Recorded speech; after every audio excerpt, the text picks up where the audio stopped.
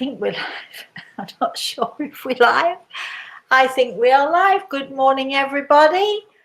And for all of you who are celebrating today, happy 4th of July.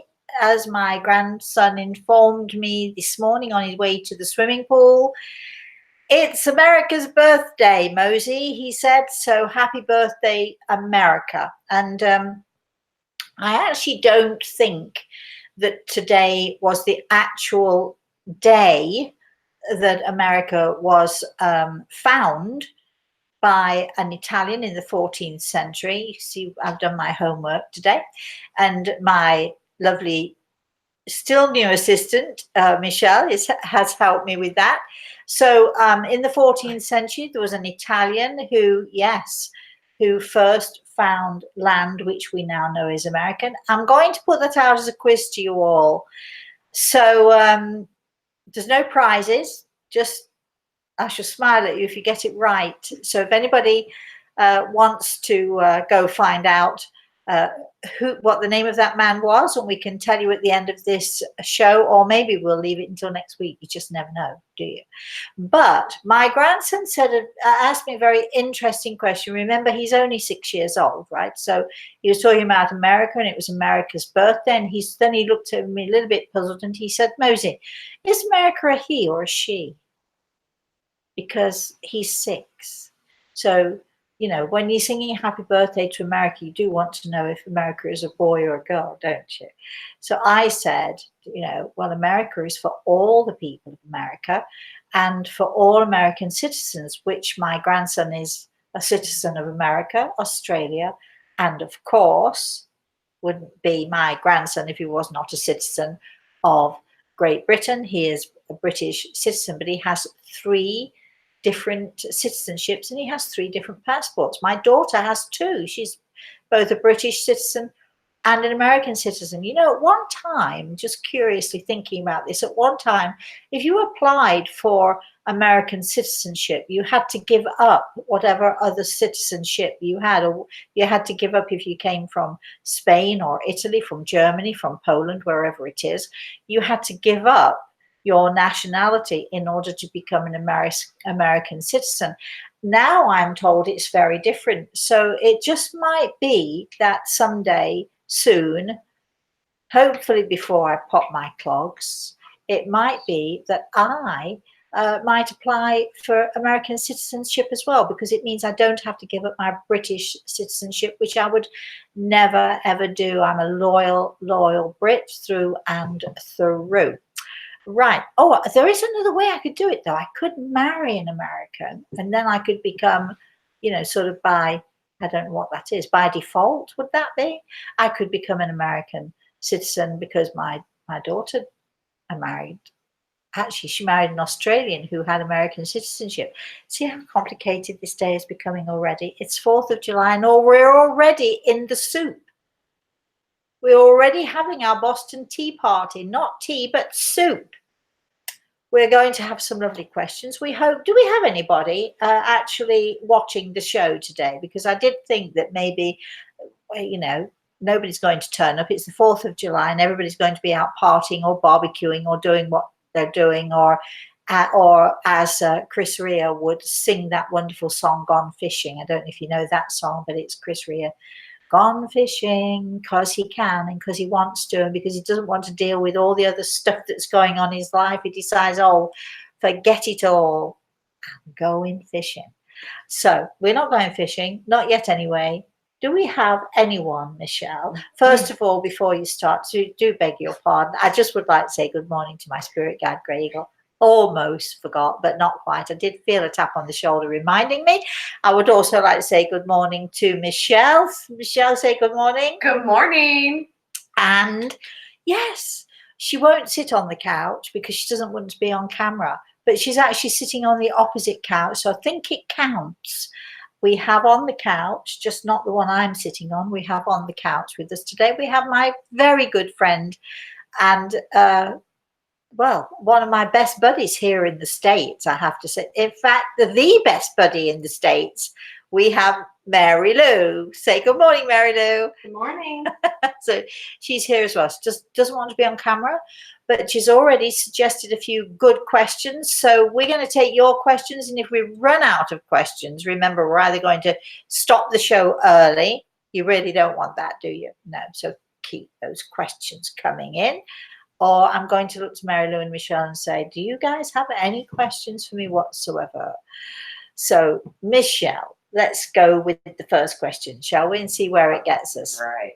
Well, Miss Maggie is here, and she says, good morning, Maggie. The picture over your left shoulder is sparkling, which it kind of is with the reflection. Oh, shall I take it off? Shall I move it looks then? great. I like the sparkles. That is, I don't know which one it is. Oh, yes, I do. It's my daughter and my grandson. And she answered your question correctly for your quiz. Oh, ooh. Did you do what I did? I just said, Alexa, and asked the question, and he came up with the answer. However, announcing. Oh, there we are. No, he that's good. It's off. We're good. But actually, even though, because I didn't know the answer, I have my bright spark of a new assistant who actually was telling me, we were talking about British history, and I was saying that, you know, we actually, the Brits really didn't want America. We just thought, oh, let them win. We don't really want this country. I don't know why Mary Lou and Michelle are laughing at me. I just don't understand why they think it's funny. And as for the Boston Tea Party, I mean, really, come on, anyone throwing tea bags into a lake, get a grip. There's far better things you can do with tea bags than throw them in a lake. So you know, that's all nonsense as far as I'm concerned. Where were we? I forgot what I'm doing now. Anyway, we've said good morning to everybody. So, Michelle, thank you, Maggie, for your question, and good for you. Did you know it already, or did you have to cheat like I did? Michelle knew it already. I've got a very bright assistant here. Shall we have our next question, Michelle? All right. Dean says good morning. Oh, good morning, my darling. And Bailey says good morning. Good morning, Bailey. And any questions in there? There's Dean. Bailey, you can look, you've got me for a whole hour. Matthew says that good morning, I'm still seeing my dead dog's orbs in my house. Great. Well, that's good, Matthew. You're seeing their aura, I'm assuming, is what you really mean. I know that people see, like, sort of, I don't know who first brought up the word orbs, but it's a good description. So, you know, it's a sort of like a round ball of, it could be bright light or different colors and so on and so forth. And it's basically what you're doing is you're glimpsing the energy or the energy field or the aura of someone or something that is interesting. They're quite interesting things. I don't usually see orbs because I'm able to go beyond the energy to see what there is, what that energy is coming from. But I will say that Mary Lou and I were on the beach the other day, and she took some photos, and I said to her, "Can you send me those photos? Because, you know, they're always fun to have." And there was this strangest thing. How would you describe it, Mary Lou? It looked like almost like a white rod in a sense. Yeah, a rod. With little rings around it, white rings around everything. Yeah, white rings or white balls, and it was probably about sort of that big in the sky, would you say? Mm-hmm. And it wasn't in the photo that she took before. It wasn't in the photo that she took after. It was not in any of my photos. It wasn't something that was on her camera because she kept click, click, click, click, clicking. And it was just a curious and fascinating. How did that thing appear in the sky? We also went out to the beach yesterday and we saw something weird as well yesterday. But then Mary Lou read a report a couple of days after this thing that we saw, that there'd been sightings of UFOs or similar, right? It's not a white color, it's a different color. Similar sort of thing in Orlando. Was it Orlando? I think it was up north. Oh, anyway, somewhere else. So Do-do-do-do-do-do-do. Was it an alien ship? Was it, something mysterious? Was it something that went bump in the night? Who knows what it could be? Fascinating, though, don't you think? Anyway, thank you, Matthew. You see, you created a whole new little conversation right there. And before anybody asks any more questions about UFOs and all of that, I am not the person to ask, because I really don't know anything about it. Just letting you know that. Let's have another question, shall we, Michelle? We are working on it. There are a lot of comments. Oh, good. Well, let's have some comments then. Well, we were talking about the sparkly picture behind you, and I told Dean that I like the sparkles better than the fan logistics of it. Yeah, yeah. And Dean says he's going to be playing in a band concert outside this afternoon. Oh, wow. Oh, wow. Nice. Ooh. Well, he's a musician, so yeah. Anything else going on there? Maggie says that she was doing family history search and looked it up on what the answer was. Just like I did, Maggie. I'm afraid I'm not as smart as Michelle in that area, that's for sure. Yep. Any other questions? Anything we got here? Let's see. Kitty says good morning. Wanda says good morning. Good morning, Kitty. Good morning, Wanda. Sharon. Good morning, Sharon. And then Dean has a question. Oh, good. He says, is an aura the same as a bubble? I can feel my aura and expand it around me. No. And you know, Dean, there are people out there thinking, what's he talking about, a bubble? We are doing some fabulous exercises using visualization techniques that I'm trying to teach my students. We're doing it online. Amazingly, it's working really, really well. But an aura is very different than a bubble, Dean. So even though most of you won't know what I'm talking about, my students will know exactly what I'm talking about. So no, it isn't the same. Let's have another question. Do we have any other? Jen has a question. Good morning, Jen. She says, good morning to you, Rosemary. What is the difference between soul to spirit? Oh, that's an easy one. We've talked about this before. The best way I can describe it is to talk about a flower bulb. So you've got the bulb. The soul is like the flower bulb. It comes to this earth. It puts roots into the ground. The earth, the environment that the soul comes into is what feeds the soul and makes the soul sort of nourishes the soul and makes the soul more and more, as much that it can be. The spirit or the aura or the energy field that surrounds the soul. So we've got the soul, we've got the flower, which is, I liken it to the energy field that surrounds the soul, because every living thing has an energy field. So the energy field or the spirit that surrounds the soul is like the flower. So this is why when we talk about soul signs, when we talk about, the book Soul Signs, there are daffodils all over the place. And I liken each of the 13 souls, that there are 13 soul types, should I say. I liken each of them to a flower bulb. There's only one that is not a daffodil, and all of the 12 are beautiful, pure yellow daffodils. Yellow daffodils because the spirit of the soul shines bright, bright yellow, white yellow, almost white and bright, which is why, very often when people see ghosts, they see them as these sort of ghosty, sort of white, shimmery things that are out there. And what you're actually seeing is the aura or the spirit that surrounds the soul. So when you're seeing that, that white image, that is that pure energy that tells you that there is, if you can look beyond it or through it, you'll see the person who is trying to connect with you at, so I don't believe in ghosts. There are no such things as ghosts. There are people, but when many people see them, they sort of are so blinded by the aura or by the light, they can't see through it.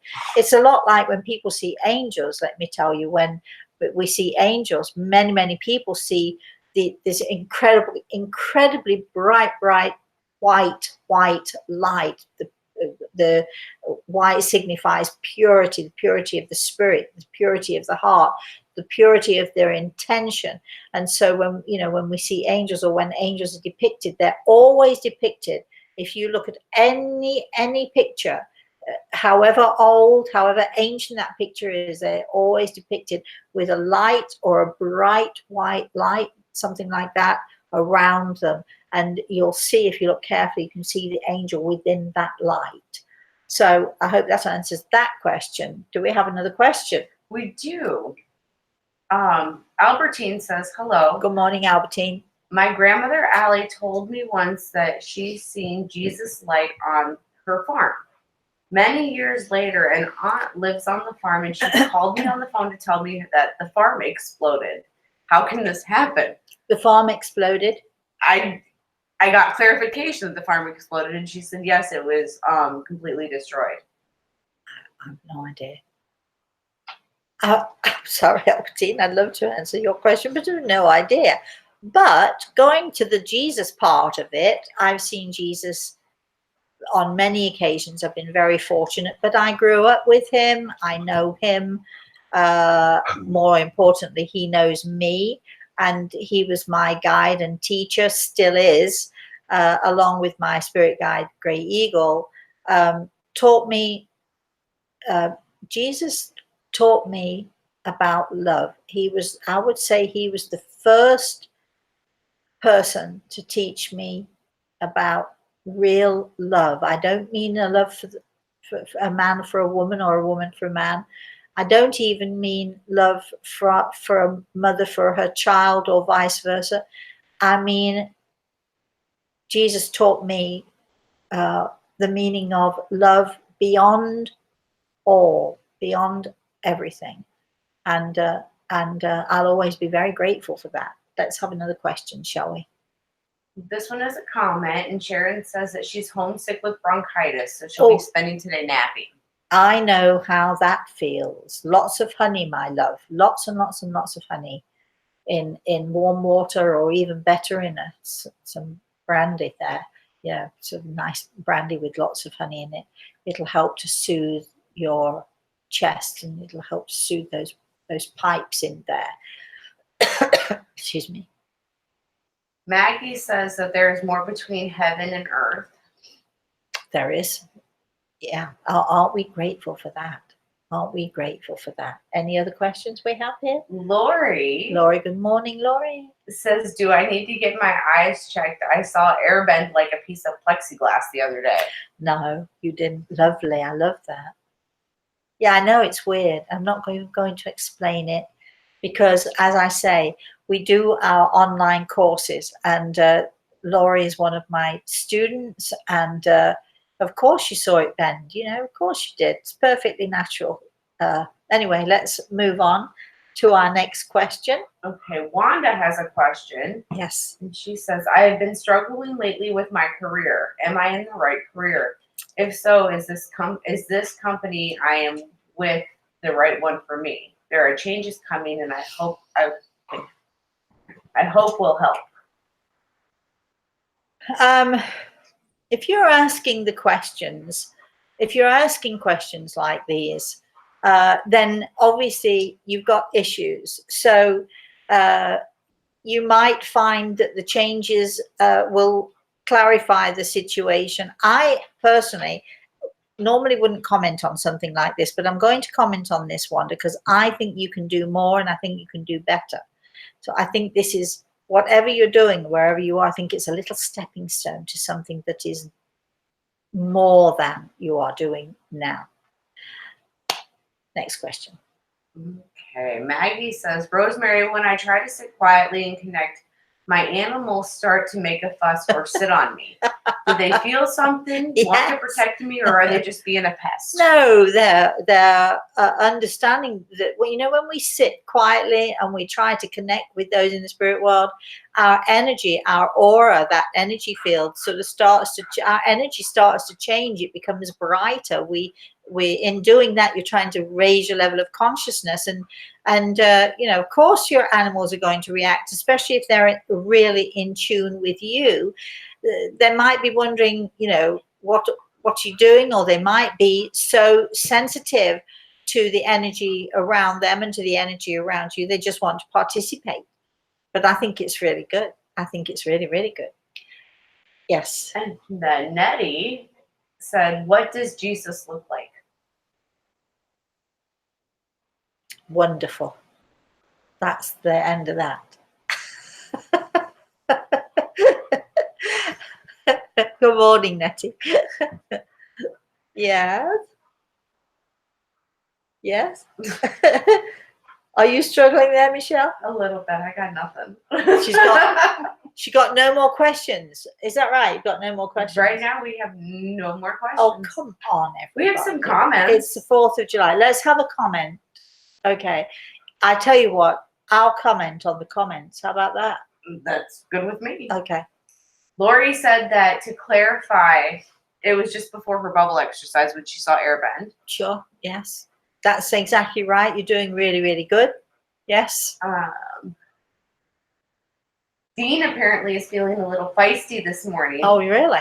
And he says, I'll reserve my jokes about your question, Lori. I don't think everyone would understand. Most people would not understand.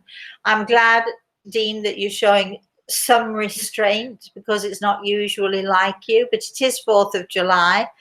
Yeah. Next question. Or comment.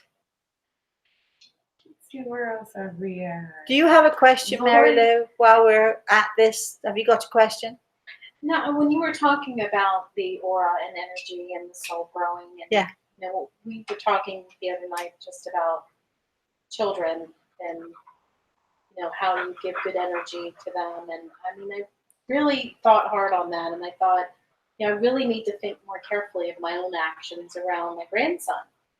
And I mean, I thought I am doing that, but after you put it that way, I realized that maybe I need to pay more attention to, send, be more gentle with him and, patient more than I thought I was being, because of him picking up things like you had said about just, the pointer, so to speak, that, or that piece that they could learn from if you're not careful by being negative in a way. And not meaning to be, but I can't remember what it was I said to you, but as far as just, them feeding off of actions right that you do. Yeah, but I've always said, and will continue to say, our children do not learn by what we say. They might listen to us, they might have a conversation with us, they might find what we're saying is interesting. I have long conversations with my 6-year-old. I mean, serious conversations with my 6-year-old. I was on the phone with him yesterday for an hour.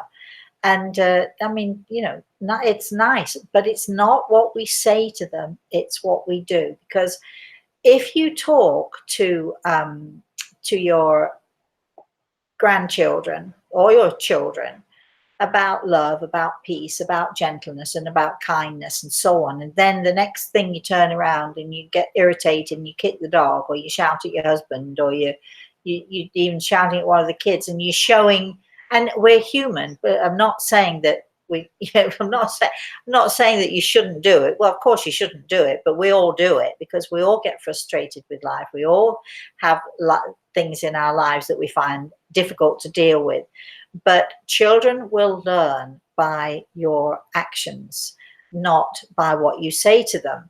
And if your actions are opposite to what you try to tell them, then that causes confusion in your children, and it also causes them eventually, as they get older, it causes them to distrust you, because you're saying one thing and you're behaving completely differently to what you say how you say they should behave.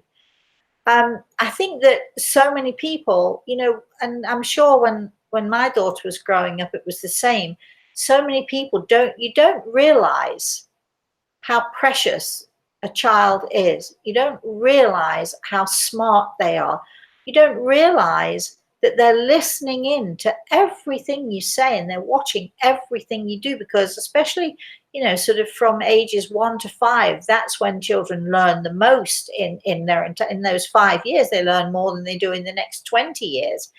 But I don't think we realize quite how much, you know, we hold their lives, we hold their attitudes, we hold their well-being in our hands. It's no good saying to a child, you know, be nice, talk nicely, when they hear you screaming at the taxi driver, or they you know, they you have a workman come in who made a mistake and you're yelling at the workman. I mean, you know, if you're saying one thing but you're doing something else, children know, they do absolutely know exactly. And then, you know, then they first of all become confused, and then they learn not to trust you, and they learn not to trust what you say. And I find, you know, with my daughter, it was probably more difficult because I was the one who was full-time responsible for her and had no help whatsoever. With my grandson, I'm able to step back. I don't have that 100% responsibility of him, so I'm able to talk to him more. We talk about all sorts of things. We talk about important things, and we talk about unimportant things. We laugh a lot, we giggle, we talk about laughing. We talk about how there are some people who don't laugh and some people who do laugh. And, you know, with my, sorry to bring this British thing up again, but with my British sense of humor, my daughter, of course, is British also. We have this very weird British sense of humor. We're always laughing. We're always making jokes. And even in the times when I might be in absolute agony, I mean, this last couple of weeks, both my ankles have swollen up so badly, and I was hobbling about, and I was joking about walking about like a penguin, and I was laughing. And although I do appreciate, I've had so many people write into me and say, we're sending you prayers, and we know, don't make a big deal of it, because I don't. I mean, I'm grateful for your prayers. I'll take as many as you've got given to me, but I'm not dying. It is not dire. It's not, you know, it's not something that we need to get too hung up about. I mean, Al and I, we do our Everything is Attitude show, and I've no idea, probably from my British sense of humor, I have a great attitude towards things that other people might find so difficult and so hard to deal with. Yesterday, I wrote to my group, my students, and I wrote them a piece about fear and how we get so hung up on the fact of fear. We're afraid of failing. We're afraid of succeeding. We're afraid of rejection. We're afraid of, and on it goes, and on it goes. And during this thing that I wrote, I talked about how when I was a child, I lived in two worlds. Both worlds were terrifying. From the time I can remember, I lived in a world where there were these faces looming out of the dark at me. They were whispering. They felt like monsters to me some of the time, and I was terrified. Even when I hid under the blankets, you know, there they were. Didn't matter that I was hiding. They were there anyway. And the whisperings and so on and so forth. And as I got older, every time I was in the house by myself, something would happen, or something would appear, or something weird. And remember, my grandmother was put into a mental hospital because she was she was crazy. She heard voices. And also remember, my mother continually throughout my life would say to me, if you're not careful, you'll end up like your grandma. Because my mother knew that I heard these voices. She knew I had these weird visions. She knew I was weird, full stop. Weird, weird, weird. Pleased that I'm weird. But my mother would threaten me if I didn't, you know, stop it. How can you stop it? I would end up in the in the mental hospital, like my grandmother, who had electric, that's how they used to treat that years ago. And so here was my world, as I've said, two worlds. One where, I was afraid to go to bed at night. I was afraid to wake up in the morning. I was afraid to come home from school, especially if the house was empty. But then this second world that I lived in was a world that was full of arguments and fighting and meanness. Like you can't explain what a mean environment I grew up in, mean and spiteful environment, encouraged most of the time by my mother. And everybody bought into it. And unfortunately, because I was the weird one, I was the one that was different, I was also the sensitive one. You could make me cry like that. So they did, and they loved it. And so I became sport for them. So I lived in these two worlds. Both worlds were terrifying to me. You go home from school, you never know if my father would be in, if he was angry, if he was still asleep, you had to tiptoe around him. My mother had a backhander that could send you from one side of the room to the other, so on and so forth. So I grew up my whole childhood living in these two worlds, neither of which were pleasant to be in, and both of which were terrifying in their own different ways. So as I grew older, I had two choices, basically. I had the choice to build a wall. I know a lot of you have done that. I know some of you still have that wall up. So you build a wall and you hide behind it and you think it keeps you safe. It doesn't keep you safe. It just keeps you isolated. Or I could just embrace life. And we talked earlier about Jesus. My goodness, he really is my savior, because through my church, I learned about love. So I had the choice to embrace that which I knew was different from the two worlds that I lived in. So that's what I did. And it takes a certain amount of courage. It takes a certain amount of stupidity, I have to tell you. I think that many people are brave because they're actually initially really stupid, really dumb. They dive into something they perhaps shouldn't dive into. And afterwards, people say, wow, that was a brave thing to do. Well, you just do it by instinct. But we have choices in life. And had I not gone through all of that stuff in my childhood and in my marriage and in all of that, I would never have learned that I have choices. I would have never learned about empathy. I would have never learned about sympathy. I would have certainly never learned about compassion. So it sounds, on the one hand, everybody's got a story. You've all got a story. Everybody's got a story to tell. Every one of us. Some more, some worse, some better. I was talking to Mary Lou about this on the way to the beach yesterday, and I said, well, at least nobody sat me on a hot stove and burned my bottom, which I know a little 5-year-old boy, his father did that to him. So I didn't have it so bad. But it's not about having it so bad. It's about, what did going through that and living through that fear teach me? It taught me I better get on with it. Face your fear, because fear is the biggest thing you've got to face. Face your fear. Go, boo. Face it. Don't let it control you. Don't let it consume you. If you allow your fear to control you, you have no chance. But if you control your fear, and no matter how hard it is, and if you can't do it by yourself, find other people who are going through the same thing. Find a group, find an organization, find someone to talk to. There are always people to talk to. Go to the Salvation Army. They are the best ever. And find someone to talk to so that you've got someone to help you to do that. And, facing your fears. Can you imagine, sort of, here we are with 4th of July, and you've got the American soldiers, and you've got the French soldiers, and you've got the British soldiers, and somewhere in there you've got the Spanish soldiers. Any war, can you imagine those soldiers trembling in their boots before they go onto the battlefield? But nevertheless, despite their fears, They went and they did what they had to do, and they fought, and America was free.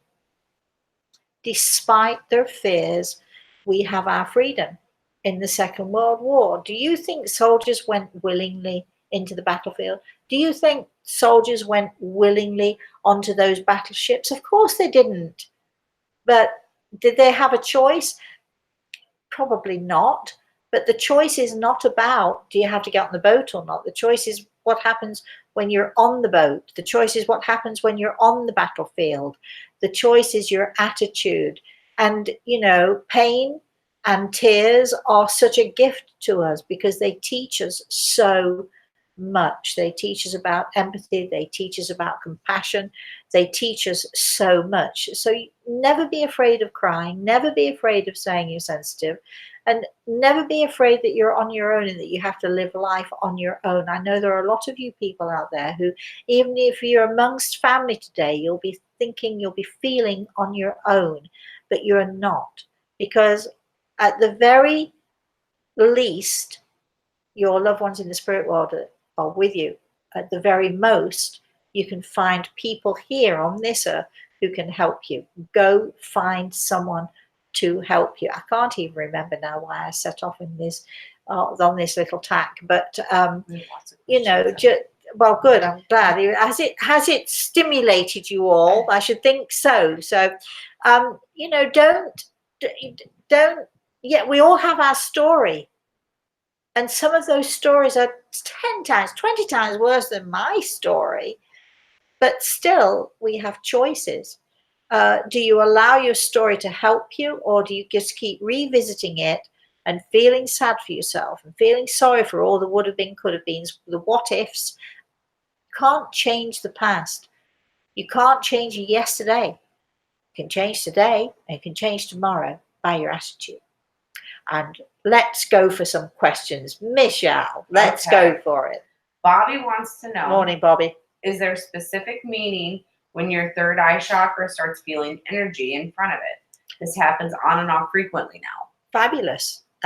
Yes, it means that you're becoming more aware. It means that your energy, that your aura, that you're sort of putting yourself out there a little bit. You're raising your level of consciousness. So, you know, it's a sign that you are becoming more sensitive and more aware. So that can only be a good thing. Okay. A. Jones. A. Jones, good morning, A. Jones. I'm having an early life crisis. Oh. I'm only 25 and struggling financially and mentally. How do I know if my spirit guides are giving me signs that everything will be okay or not? It's not your spirit guides that are giving you signs. It's your family in the spirit world who are giving you signs. You know, I get it. You're 25 years old. It seems like everyone around you is successful except you. It seems that everyone around you is happy. They have, you know, partnerships or families, and everybody's doing really great except you. I get it. I think yesterday I talked about trust. It's no good having trust. You've got to show your trust. It's no good having faith. You've got to live your faith every day. It's a tough thing to do when, you know, when things are going wrong. But if you can live your faith, meaning that whatever is happening to you, hold on to your faith and live your life as if it's going to be okay. And I promise you, it will. Okay, next question. Okay, the next is Dean says he's going to pull out his last piece of Christmas cake from the freezer, but he doesn't think that the brandy in it froze.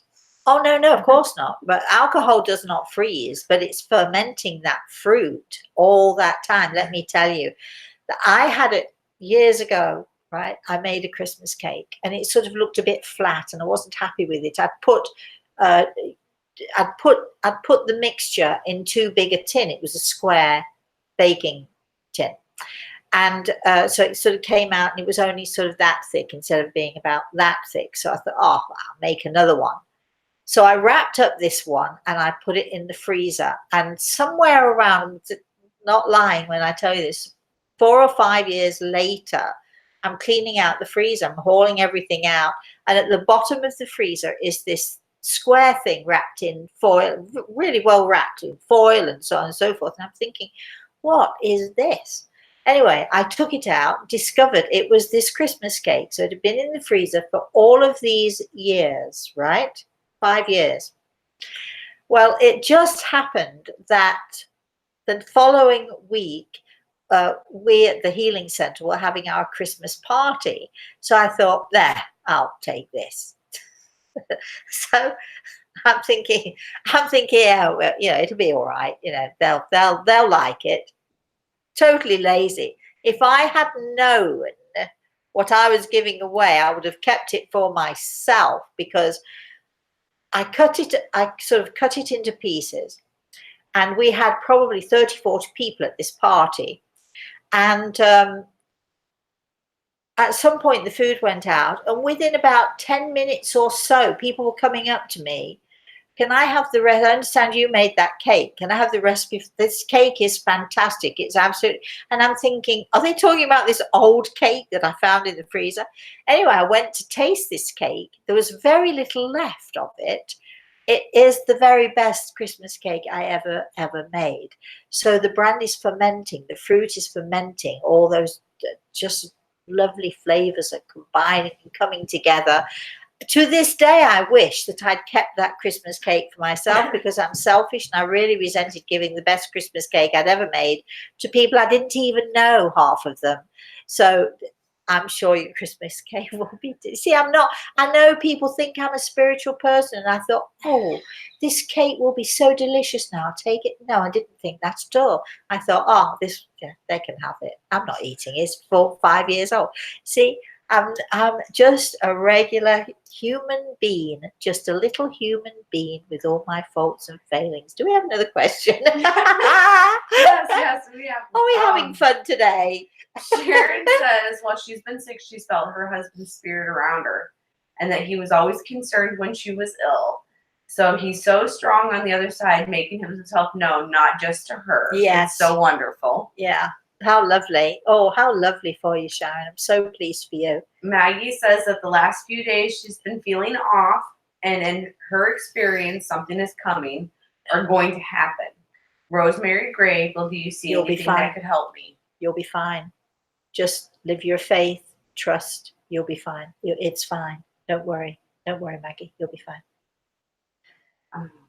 Let's see. Dean has a question. Oh.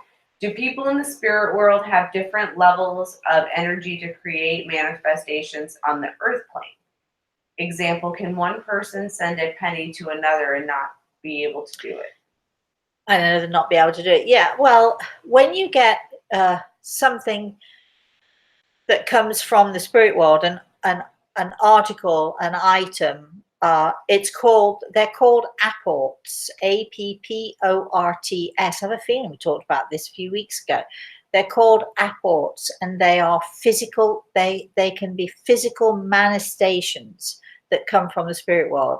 You can get a feather just come from nowhere and land at your feet. You can get a penny or whatever it is that you can get. Sometimes people actually get flowers.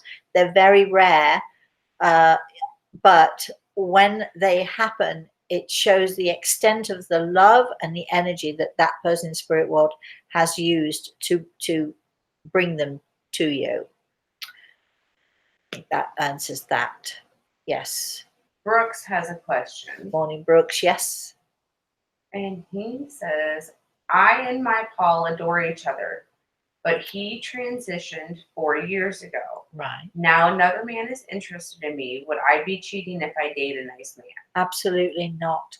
Knock yourself out. Go ahead.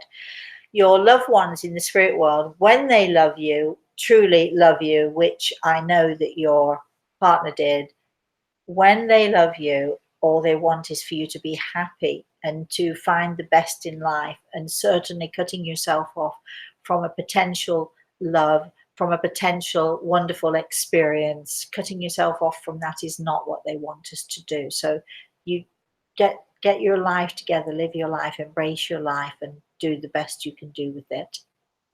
Okay, we have another question. Yeah. Question from Isha. Morning, Isha. Rosemary, what is the easiest way to connect with my guardian angel? Um, we're back to angels and guides again here. You know, your guardian angel might be a grandmother or a grandfather. It might be an ancestor of yours. It might be someone in your family, which it more likely is. An angel is a messenger, purely and simply doing God's work. We do have our angels around us. We do have our guardian angels around us, but now you've started asking the question, and it's when we ask the question that we get the answer. And those of you who were here a few weeks ago heard me tell the story of the very first time that I saw an angel, believe it or not, in my living room. She looked perfectly ordinary to me until she turned around, and I know it's weird and I know it makes me sound crazy, but I did see her wings, and she sort of turned to me, and and the only reason I saw her was because the person I was talking to on the phone, who actually was in America, I was in England at the time, had said to me, one of her questions was, I'd like to know who my guardian angel is. I'd like to know her name or his name. And I left the question because I'd never seen an angel. I didn't want to talk about angels. So I thought, oh, you know, I answered every other question, and she was thrilled. But then I said to her, okay, I think that's it. And she said, but wait, you didn't ask the one question about my angel. And I groaned a bit. And I thought, oh, really? Do I have to go into angels now? Really? Do I really have to do that? I don't know even if they exist. And there she was in my room. And her words to me were, and I shall never forget it, her words to me and to my client were, joy, oh greatest of joys, that she should finally ask for me. So the way you get in touch with your guardian angel is simply to ask, and you will then start to get signs, or you'll start to get glimpses of different things happening. When you start to ask, joy, oh greatest of joys, that she or he should finally ask for us. That's what you have to do. Next question. Okay, the next one is from Vicky. Morning, Vicky. Says, I understand that a person might have several exit points in life. I'm wondering if my deceased son left at his first exit point, or did he stay longer for us? I don't really understand. Well, I do understand what you're saying.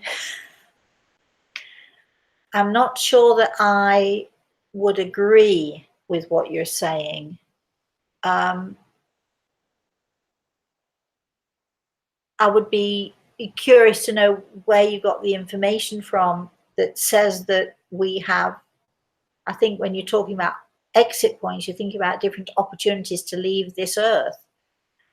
And in my experience, and I do not want to disparage anybody else's belief, but I can only talk to you from my own experience. But in my experience, and Gregor is putting his hand on my shoulder here, so I absolutely know that my experience, my knowledge comes from him, as well as from my experiences.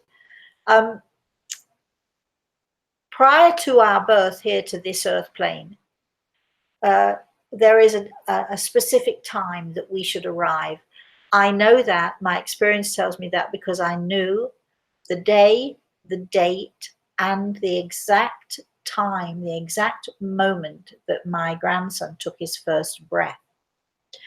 It was documented. There's no question of it. Nobody who knows me or who knows my daughter or my grandson can possibly deny that it happened, because, you know, I knew exactly. I knew the date,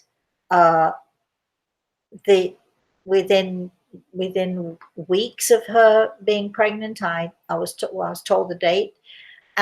Within a week or something of it being confirmed, I knew the time. Of course, my daughter likes to push me, so that's how I was able to give her all of this information. So there's a time for us to be born, but I do believe that there is also a time for us to pass, to die. when God calls us home. But I do not believe that there are several points at which we can leave this earth. I do not believe that we have a choice in that matter. I think as the date is set for our birth here on this earth, the date is set for our time to leave. So, first of all, darling, let me say I'm so sorry for your loss. The loss of a child has to be the very worst. I do believe that he left because he was called, and when God calls, we can't refuse, as I'm sure you know, we can't refuse it. But I think that he passed when it was his time. I do not believe there was a time before that he could have chosen. I do not believe that there was a time after that he could have chosen. I think he passed because God called him home at that particular time. And I also do believe that, you know, life is sort of much like a book. You open it up. There's a time to be born. There's a time to die. There are lots of in-betweens. There's a time to meet this person. There's a time to have that experience. There are different times for different experiences which are set in stone, but there are many, many things in between there that we have choices about. And we have choice not so much in the action or not so much in the event. Our choices are in our attitude as to how we deal with things and where we go because of our attitude. So we have a choice to be positive and accept and to be positive about all those tears and all that pain that we cry, or we have a choice to be negative. So our choices are in our attitude, not so much in the events that take place or the situation that we're necessarily in. I hope that helps you. I'd be very curious to know where you got the information from. I am not disparaging it by any means. I do not disparage other people's beliefs. If that's what you believe and you're happy with that belief and it makes you content, then that can't be a bad thing. But my own experiences, as I've just said, I hope that's helpful to you, my darling. Vicky commented back. She said it Morning, was from Vicky. another medium. When he was 11, he had cardiac arrest, and then he came back. Yeah. But at 16, he had cardiac arrest and passed. Yeah. Did he stay with us the first time because he felt bad for us? No. She stayed the first time because he was not meant to go. It's that simple. He had stuff to do. He had a life to live. He had something to give, and he had something to learn. I do not believe the first time that it was his time to go. It was not his choice. Sometimes we think it's our time. Sometimes, people sort of have this experience and they call it near-death experiences, and they're literally pushed back. Get back there. You're not done yet. You're not finished yet. You've work to do. You've stuff to learn, and so that's probably what happened with your darling boy. But I don't think it was his. In the beginning, it probably was his choice because he chose to stay. He chose to be with you. He chose you as his parents. He chose this environment in which he was so that he could learn and that he could grow. But he wasn't done yet, so that's why he stayed. He wasn't done yet. And had he been done yet, and had God called him home, he wouldn't have had a choice anyway. It wouldn't have been his choice. He would have had to have gone. That's the only way that we can go when God calls us home. I hope that makes you feel better. I know that he's with you. You know anyway. You know better than I do. I know that he's with you. I know that he's often around you. And, excuse me. And I'm sure that you know him, and I'm sure that you see him and sense him around you too. But don't ever think that we have a choice in the matter. I'm sure that the second time around, if he had his choice, he would have stayed with you. I'm sure. But death is not a punishment, is it? Death is just the next step in this journey that we're all on. Excuse me, I'm just going to get, I've got tickles in my throat for some reason or another. Yeah, next question. Okay, so Tina. Good morning, Tina.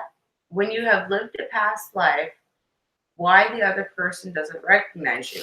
I pick up his voice and spirit, and he's in New York and I'm in Las Vegas. I'm not the one to ask about this. I'm not the one to, it's not that I don't believe in past lives. I just think that, I think there are so many people who spend so much time and energy focusing on what happened, whether it was yesterday. I mean, I just was talking about this, about people's childhood. Excuse me. We can focus on our childhood. We can focus on our hurts and pains. We can focus on our lives as children. We can focus on our past lives. But why are we doing that? Why are you wasting your time and energy? I know it gives you some sort of understanding, but enough is enough. What about today? What about tomorrow? What about the wonderful experiences that are waiting for you? And if you're so busy looking to the past and so busy looking to what was before, you're going to miss what is now, and you're going to miss, the opportunities for your future. So, my darling, that would be my advice.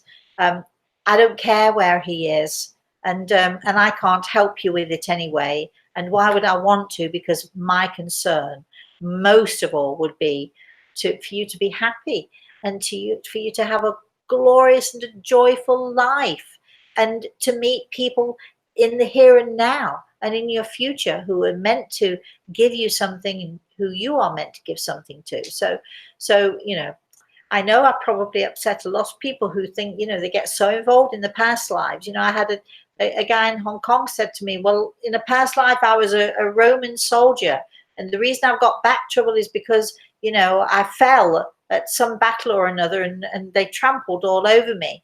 Now, this guy was 6 foot something or another and had the worst posture ever. And I said to him, the reason you've got back trouble has got nothing to do with the past life or past lives. It has to do with the fact that you got lousy posture and you don't exercise, and you might want to go see somebody to help you to do that and correct your back and correct your posture before you're crippled with it in another 10 years.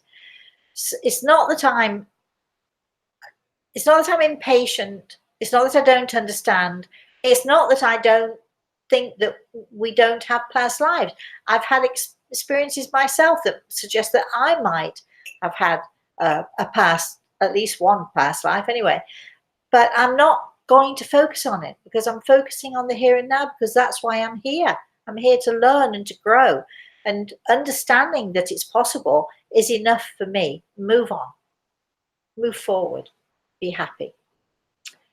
We got another one. Yeah. Another question. You're so excited. Okay, go. I don't know how to say this name. Spell it for me. Souraj. R-A-J. I have no clue. But now you know who we mean. Salja, I think. That's the best we can do. Along those lines. Anyway. But Let's have your question. Why do I keep seeing the number 7? And it keeps popping up like a gazillion times a day. Well, my number is 7. When I was a kid, I used to collect any bus ticket that had the number 7 in it. We went on the bus all the time. I would save it. When I left home, my wardrobe was filled with brown paper bags, filled with bus tickets with the number 7. If I got a number 7, the bus ticket was lots of numbers. If I got a number 7 at the end, on the right hand side, I was like, yes, whoa. If I got 2 7s and occasionally 3 7s at the end, well, I'd hit gold. No idea why, except that my daughter, all those many years later, was born on the 7th. Maybe I had an inkling that number 7 would be important to me. Maybe this is why you see the number 7. Maybe it will come to you at some point why the number 7 is important to you. So pay attention. I do think this is a fascinating thing, but I do think numerology is a fascinating subject. If I had more time, I'd like to get more into it. But that goes for a gazillion, as your word, not mine, a gazillion subjects that I'd like to be more involved with, but I just don't have time for. But just watch for the reason why, because at some point in your life, you know, there will be a reason. There'll be a reason for it. Yes. Okay. Brooke says, thank you for your answer, Rosemary. I'm a bit crying over your answer. To date a nice man. What was the answer? Oh, yes, got it. Yeah. To date a nice man, will my Paul leave me? I would hate that. No, darling. He'll vet the guy. He'll be watching like a hawk. I mean, come on. You know, years ago, I had this woman who came to see me. She was probably I'm going to say late 50s or early 60s or something. And when she came into the room, and before she even sat down, I saw these two guys straight away. And I'm thinking to myself, well, that's her husband. But no, wait, that's her husband. No, wait. They were both, her first husband and her second husband had gotten to know each other, really had a great friendship, and they were watching the third husband who she was with, and made lots of comments about him as well, and they approved and so on. But it didn't mean that they left her. It just meant that they were, you know, they were willing to share, because as long as she found happiness, that's all that mattered to them. So you go for it. You won't lose him, I promise you. Let's have another question. Do we have another question? There's a lot of stuff. Comments? Anything? Different comments, and I guess Sylvia Brown is the one that started out with the exit points. Oh, no, forget that. We're moving on. Can being a medium psychic be something passed down through your ancestors in your bloodline, so to speak? Randy wanted to know. Yes, very much so. My daughter has the ability, but much less. My grandson, at 6 years old, at 4 years old, at 3 years old, he was showing signs. He's extremely sensitive to these things. We talk about death and dying and heaven and all that stuff quite a lot. In my household, I make it a point to talk about it as much as I might talk about births and marriages. We talk about births, marriages, and deaths as all being normal and normal topics that we should talk about, not necessarily on a daily basis, but on a regular basis. Anything else do we have? Roxanne says, second birthday for me tomorrow without my son. Does he know how much I miss him? Roxanne, you know that he knows that you do. My heart goes out to you, darling. I'm sending lots of love and lots of energy to you. And may I say, and from Grey Eagle, never mind what I was going to say, he's really proud of you. Your son is very proud of you. So there is your message for your anniversary. And you've not lost him. He's right by your side. Ready? Yes. Bobby says, Morning, Bobby. What does it mean when you see a mist in your home and then your smoke alarm goes off? It means you've started a fire, possibly. It means that you left the pan on. I don't know what it means, do I? But certainly when we have visitors from the spirit world, we'll often see them as a sort of mist, or we see because what we're doing is we're sensing or we're seeing the aura or the energy field of a person. If that person happened to set off the alarm, obviously they're keen to be recognized. They're keen to say to you, hey, it's me. So can only be a good thing. Brooke said that they have tried to connect with their transitioned mother, Leona. Transitioned mother, does that mean she's died? Let's not use the fancy words. But I'm a feet on the ground kind of a person here. She passed, she died, not that we believe in death. She passed, she died. You know, I suppose you can say transition, but I've never used that term ever. I find it way too fancy, and I'm a feet on the ground kind of a person. Let's talk about, let's use a language that everybody understands, can we? Feet on the ground. Yeah? I've tried to connect with my past mother, Leona, but I'm told that she is embarrassed from what she did to me. I forgive her, but she won't come forward. Can this happen? No, I don't know who you guys have been talking to, but absolutely no, absolutely not. If Leona were embarrassed to talk to you, she would find someone else to speak for her, or she would let you know that she's, sorry. She's actually, I didn't expect to do this, but actually I'm seeing a lady here who is saying to me that the stress that she was under, she could not deal with it, she could not handle it. And as human beings do, I'm saying that, not her, as human beings do, we take it out on those who can't necessarily defend or shout back at us. I know that you know this about her, and I feel that there's no embarrassment here whatsoever.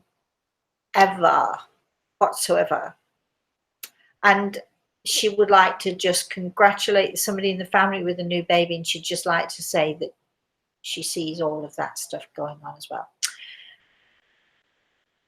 Yes, I think we're good. Let me just say this before we close the show. Please be really careful when you go to see people, however big their names, however much, and that's including me, I'm including myself too, however big their name, however much people say how wonderful they are, however much you might be desperate to believe something, please, just because somebody tells you this stuff does not necessarily mean that it's so. Just use common sense. Try and use common sense. Keep your feet on the ground, and sort of try to come at this as you do everything else, until somebody like myself can give you absolute proof that they know what they're talking about. Don't take it as gospel. Don't say, oh well, she was a big shot, or he was a big shot, so because he said it they must know, including myself. So, just be careful, be aware, be sensitive, have fun today. Remember, life is about our children. Fireworks, please be careful. They are dangerous, they are deadly. Keep your children well away. Do not think that they're safe. I unfortunately had the experience when I was carrying my own daughter. I had the experience of having to listen to and to see a little boy who was standing behind a 15-foot mesh fence when a firework, instead of going up in the air, went up and through and went right through this wire fence and into his face. Please be careful. Stay right away. I never allowed my child to ever go to a fireworks display. I used to take her ice skating instead. Of course, it's extreme. Have fun with your fireworks, but remember, your children are your responsibility. Keep them safe. Remember, your animals. My puppy yesterday was going crazy because people had started early. So please, when you're out there and you're having fun and all the rest of it, I don't want to take your fun away from you, but be responsible, stay safe, have fun, enjoy your 4th of July weekend, all of you who are celebrating that. But remember, you have a responsibility, so take it responsibly. Enjoy yourselves, not too much drinking, no drinking and driving on the road, please. And don't be afraid to enforce that with anybody who thinks that they can do it anyway and they're okay. So be responsible. All right. Tomorrow night, I'm going to be with Al, my co-host Al Pisano, on Everything is Attitude, 6 p.m. Eastern Standard Time. You might wonder, what is Michelle doing here working? It is 4th of July. Is she crazy? Yes, she's crazy. We were not going to do the show today, but thanks to her and her saying to me, I'll come. So thank you, Michelle, for your generosity. Thank you for Mary Lou coming, because we love to have her here and she loves to just hang out. And thank you, of course, to my spirit guide, Grey Eagle. Please have fun. Stay safe. Be aware that this weekend is going to be crazy in America. Stay safe. And for all of you who are going to watch tomorrow night, I'll see you. And if not, next week, we'll be back here again. Thursday, the spirit world sees all and does it ever. The spirit world sees all, 11 a.m. Eastern Standard Time. I'll get that right. And until I see you again, you all know what I'm going to say to you, don't you? Please, please, please have a very, very, very blessed day. Got to find that little arrow now. Have a very blessed day and have a marvelous and a safe weekend. And there you go.